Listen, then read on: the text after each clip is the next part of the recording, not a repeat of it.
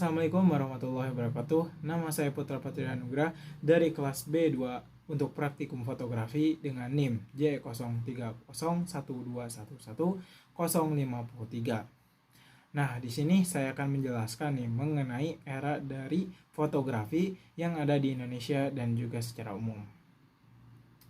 Nah, sebelum itu kita harus mengetahui dulu apa itu fotografi. Fotografi dapat dikatakan nih sebagai gabungan antara ilmu, kemudian teknologi, dan juga seni, di mana apabila ketiganya ini berjalan secara harmonis dapat menghasilkan karya yang mengagumkan. Selain itu, fotografi ini dari sebuah bahasanya itu dari bahasa Yunani, yang merupakan pos atau cahaya, dan juga grafo yang artinya menulis atau melukis. Nah, selanjutnya yaitu sejarah atau asal-muasal nih dari fotografi secara umum, di mana bisa dikatakan fotografi ini awalnya dari seorang ilmuwan bernama Aristoteles, yang dimana beliau ini menemukan teknik bernama lubang jarum. Teknik lubang jarum ini yang diartikan sebagai sebuah cahaya yang masuk ke dalam lubang dari sebuah dinding, lubang kecil, sehingga menghasilkan sebuah gambar. Nah, teknik inilah yang menjadi dasar dari teknik fotografi.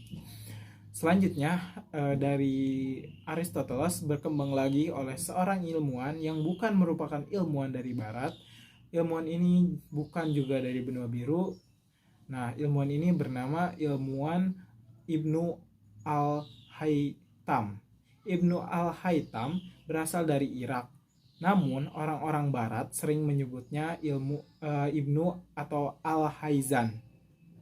Nah, ilmuwan ini tuh menemukan sebuah kamera atau alat kamera pertama yang disebut dengan kamera obscura. Kamera obscura ini apa? Kamera ini berbentuk seperti bilik dengan ukuran yang cukup besar sehingga bentuknya itu menyerupai sebuah kamar, yang dimana ini bisa disebut juga dengan kamar gelap.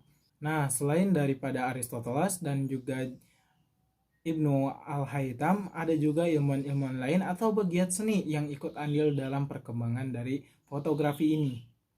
Nah, orang-orang tersebut seperti Leonardo da Vinci, Johannes Kepler, Engel Sala, dan juga Johann Zahn. Mereka semua ikut andil dalam perkembangan fotografi hingga saat ini. Fotografi hingga saat ini tentunya terus berkembang. Dari masa Orde Lama, Orde Baru, hingga saat ini reformasi, tentunya fotografi akan terus berkembang. Seiring dengan perkembangannya zaman dan juga dunia digitalisasi mempermudah masuknya dunia fotografi ke Indonesia.